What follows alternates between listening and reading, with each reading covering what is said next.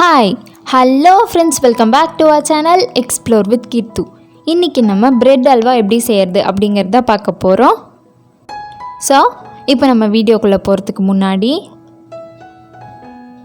நீங்கள் இன்னும் நம்ம சேனலை சப்ஸ்கிரைப் பண்ணலன்னா கீழே இருக்க சப்ஸ்கிரைப் பட்டன் அமுக்கி பக்கத்துலேயே ஒரு பெல் ஐக்கான் இருக்கும், அதையும் டேப் பண்ணிங்க அப்படின்னா அதில் 3 ஆப்ஷன் கேட்கும்.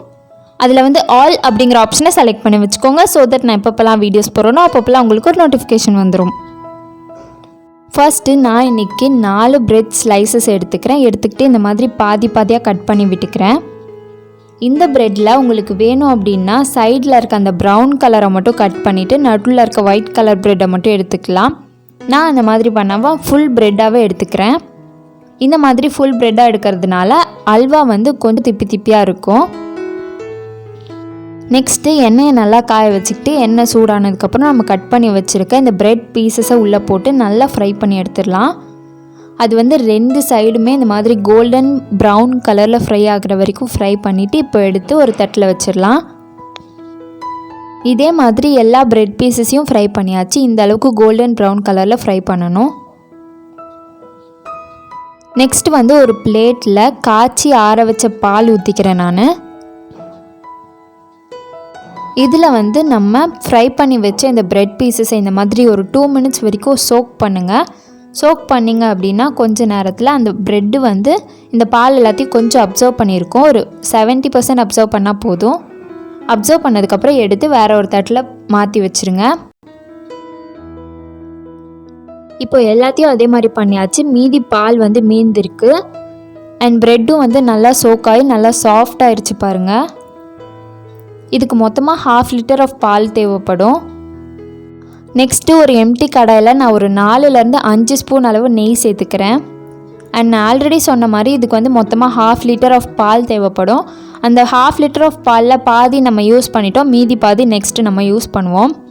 இப்போது நெய் காஞ்ச உடனே நம்ம சோக் பண்ணி வச்ச ப்ரெட்டை உள்ளே போட்டு இந்த மாதிரி லைட்டாக மேஷ் பண்ணி விட்டுருங்க. இது ரொம்ப மேஷ் ஆகாது, ஏன்னா நம்ம 70% தான் அந்த பாலில் சோக் பண்ணி வச்சோம்.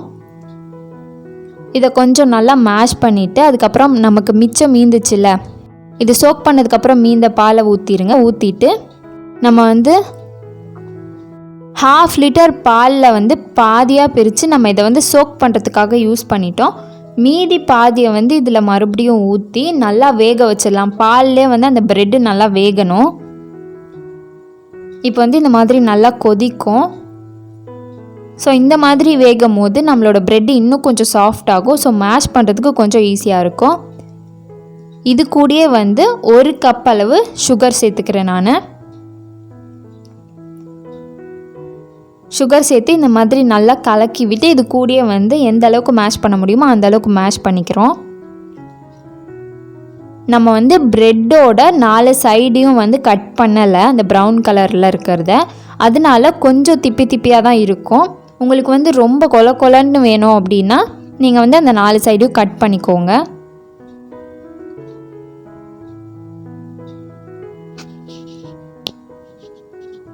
கடைசியாக ஒரு 2 ஸ்பூன் நெய் போட்டு அதுக்கப்புறமா நம்மளோட ஸ்டவ் ஆஃப் பண்ணிடலாம்.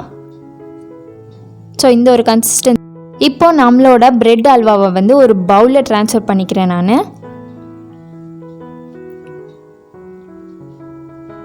மேலே டாப்பிங்ஸ்க்கு கொஞ்சோண்டு பாதாமை இந்த மாதிரி நீட்டாக கட் பண்ணி போட்டுக்கலாம். அவ்வளோதான், நம்மளோட பிரெட் அல்வா ரெடி. இந்த பிரெட் அல்வாவை நீங்களும் ட்ரை பண்ணி பார்த்துட்டு எப்படி இருந்துச்சு அப்படின்றத கீழே கமெண்ட்டில் சொல்லுங்கள். ஸோ அவ்வளோதான், இந்த வீடியோவை இதோட முடிச்சுக்கலாம். நம்ம நெக்ஸ்ட் வீடியோவில் பார்க்கலாம். பாய்.